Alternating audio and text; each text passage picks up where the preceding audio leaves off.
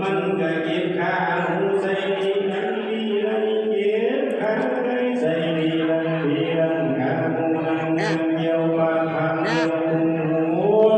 ขี้มูย่อยลืมเสียขี้ตาก็เก็บเต้าเหม็นขี้ให้ปันนำเต้าผี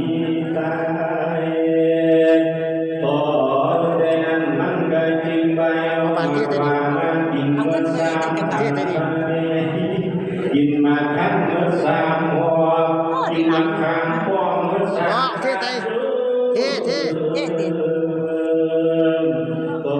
แต่นั้นมันก็ไปมาข้าวมันกินเมื่อสามเส้นกินมันแกงกินแกงเมื่อสามหัวละสามห้าก็ถูกกันข้าวก็มันใส่เวลาไหนเป็นไตเอาเวลาไหนเป็นไตเอาคนนี้เพิ่นคนนี้ล่ะค่าน้ำมันค่าคอนวอยค่าให้โยมแม่เนี่ยให้ญาติพี่น้องแน่โยมแม่บ่ยังดอกเป็นแม่บุญธรรมให้ญาติพี่น้องแน่ใส่ค่าน้ำค่าไฟค่าน้ำค่าไฟวัดท่านมากครับพอเจอดอกเสียค่าน้ำค่าไฟวัดพระอยู่วัดก็หลายองค์เดือนละ1,000 กว่าได้บุญอยู่ดอกผมมีลูกมีเมียบวชมาแต่น้อยดีแล้วมันยังมันรับการหลายคนมันธรรมดามันหลายคนหมด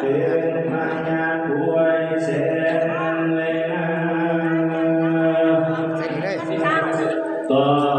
แต่นั้นปัญญาบรมศรีสนใจจึงเกิดโลภะต้องนำเป็นสี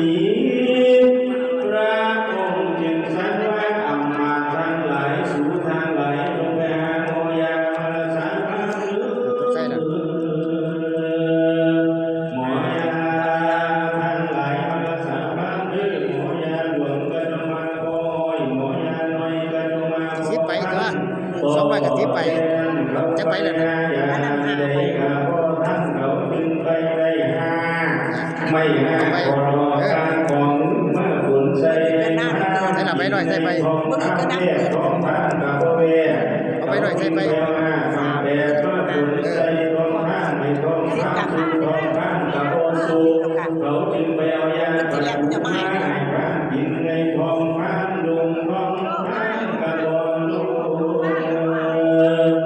น้อยกว่านั้นใส่ผ้ากันแดดที่มีผ้ากันแดดปอกยอมผ้ากันแดดปอกช่องผ้ากันแดดปอกแต่การแดดซื้อใหญ่เลยแดดใส่หูไปมีสองด้านสามด้านแดดใส่หัวล้านใส่สักคนแดดใส่หัวละมุนใส่เก้าแดดใส่หูเขายังเหยียดขาอยู่แต่ละกันขายแดดใส่ผู้สาวตาน้อยแดดใส่เด็กน้อยใจพบพันยังว่าถือเดมูฉันซุ่มอยู่เดินทางมาเรียกอะไรไม่ได้ทำไมมาโอ้ยน้องทาง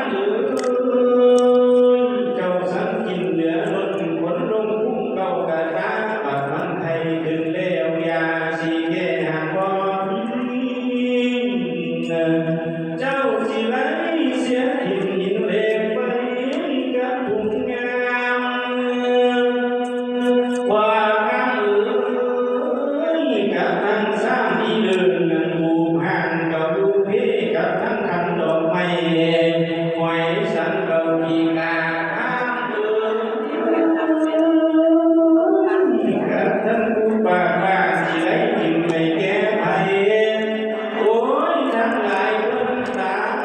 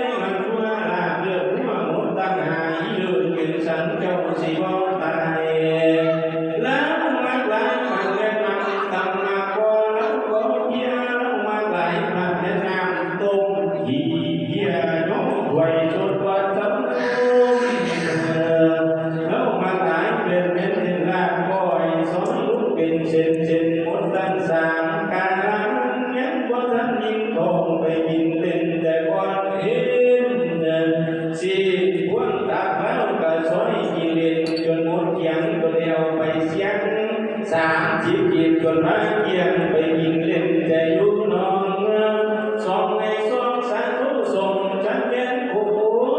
เป็นผู้แห่งให้เทียนละสองสามโอ้กะเดินบ่หอดทองอยากไปทาง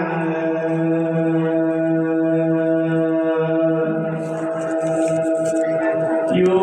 บ้านไกลเดียวสา